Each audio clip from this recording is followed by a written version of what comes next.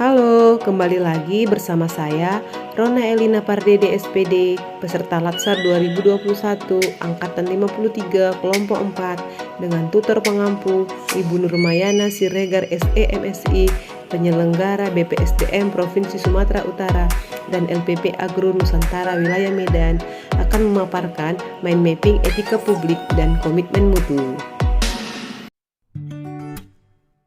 Yang pertama, kita akan membahas etika publik. Pada mind mapping etika publik, kita akan membahas yaitu pengertian etika dan kode etik.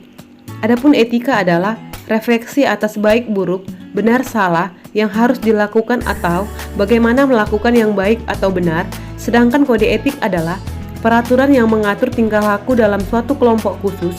Sudut pandangnya hanya ditunjukkan pada hal-hal prinsip dalam bentuk ketentuan-ketentuan tertulis. Jadi, dapat disimpulkan bahwa etika publik adalah refleksi tentang standar atau norma yang menentukan baik atau buruk, benar atau salah, perilaku, tindakan, dan keputusan untuk mengarahkan kebijakan publik dalam rangka menjalankan tanggung jawab pelayanan publik. Yang kedua, kita akan membahas tentang kode etik ASN. Dalam kode etik ASN, kita akan mengetahui perilaku ASN. Di antaranya, 1. Melaksanakan tugasnya secara jujur, bertanggung jawab, dan berintegritas tinggi. 2. Melaksanakan tugasnya secara cermat dan disiplin. 3. Melaksanakan tugas sesuai dengan peraturan perundang-undangan yang berlaku. 4. Melayani dengan sikap hormat, sopan, dan tanpa tekanan. 5. Melaksanakan tugas sesuai dengan perintah atasan. 6. Menjaga kerahasiaan yang menyangkut kebijakan negara. 7. Menggunakan kekayaan dan barang milik negara secara bertanggung jawab, efektif, dan efisien. 8. Menjaga agar tidak terjadi konflik kepentingan dalam melaksanakan tugasnya. 9. Memberikan informasi secara benar dan tidak menyesatkan kepada pihak lain yang memerlukan informasi. 10. Tidak menyalahgunakan informasi internal negara. 11. Memegang teguh nilai dasar ASN dan selalu menjaga reputasi dan integritas ASN. Dan yang ke-12, melaksanakan ketentuan peraturan perundang-undangan mengenai disiplin pegawai ASN. Yang berikut, kita masuk kepada nilai-nilai dasar etika publik yang meliputi 1. Memegang teguh nilai-nilai dalam ideologi negara Pancasila.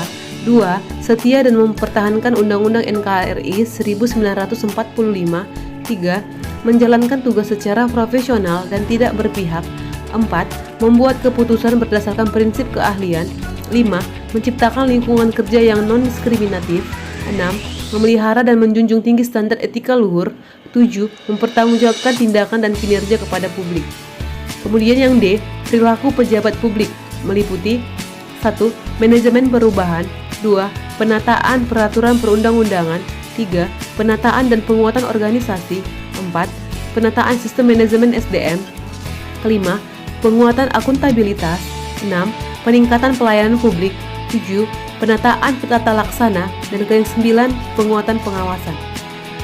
Adapun dimensi etika publik meliputi 1.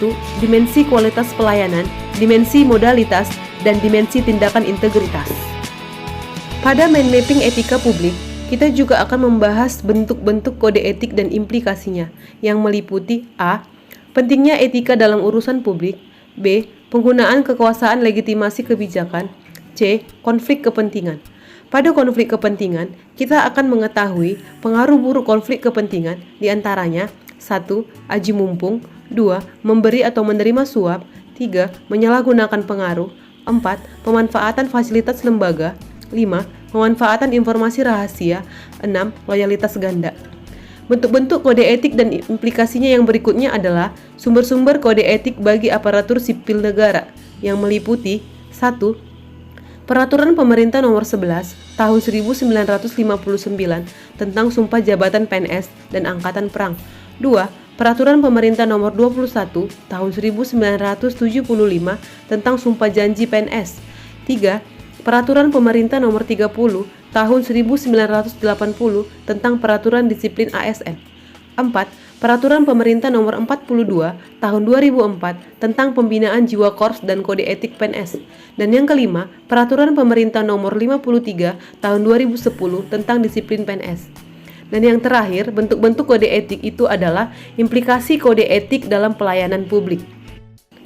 Yang kedua, saya akan memaparkan mind map dari komitmen mutu. Berikut adalah mind map dari komitmen mutu.